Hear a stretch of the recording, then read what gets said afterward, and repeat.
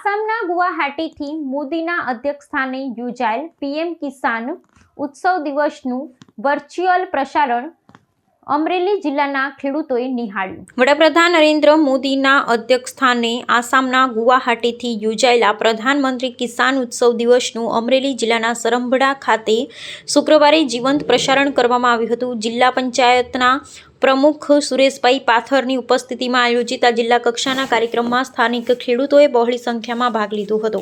આ ઉત્સવ અંતર્ગત વડાપ્રધાન દ્વારા પ્રધાનમંત્રી કિસાન સન્માન નિધિ યોજનાના 22મા હપ્તા સ્વરૂપે લાભાર્થી ખેડૂતોના બેંક ખાતામાં 2000 રૂપિયાની આર્થિક સહાય સીધી જમા કરાવવામાં આવી હતી, જેની સાથે ગાંધીનગરથી મુખ્યમંત્રી ભૂપેન્દ્રભાઈ પટેલના નેતૃત્વમાં યોજાયેલો રાજ્યકક્ષાનો કાર્યક્રમ પણ ઉપસ્થિત ખેડૂતોએ દૂરદર્શન માધ્યમથી નિહાળ્યો હતો। આ કલ્યાણકારી યોજના થકી અમરેલી જિલ્લાના અંદાજે 1.5 લાખથી વધુ ખેડૂતોને સીધો આર્થિક લાભ પ્રાપ્ત થયો છે।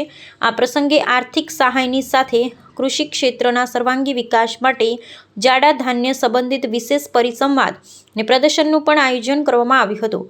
જિલ્લા ખેતીવાડી અધિકારી અને કૃષિ વૈજ્ઞાનિકોએ ઉપસ્થિત ખેડૂતોને રાસાયણિક ખાતરનો ત્યાગ કરી ગાય આધારિત પ્રાકૃતિક કૃષિ અપનાવવા ભારપૂર્વક અનુરોધ કર્યો હતો।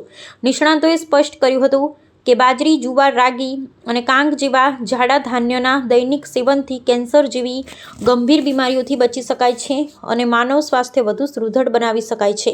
આ કાર્યક્રમમાં પ્રગતિશીલ ખેડૂતોએ પોતાના સકારાત્મક અનુભવો રજૂ કરતા જણાવ્યું હતું કે ગુણવત્તાયુક્ત પ્રાકૃતિક ખેત પેદાશોની માંગ હવે વૈશ્વિક સ્તરે વધી રહી છે, જેમાં પ્રયોગશાળાની ચકાસણી બાદ સ્થાનિક મરચા છેક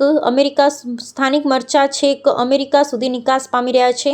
વધુમાં આગામી 18 થી 21મી માર્ચ દરમિયાન હવામાનમાં સંભવિત પલટાની આગાહીને પગલે ખેડૂતોને પાક રક્ષણ માટે અગમચેતીના પગલાં લેવા વહીવટી તંત્ર દ્વારા સાવચેત કરવામાં આવ્યા હતા।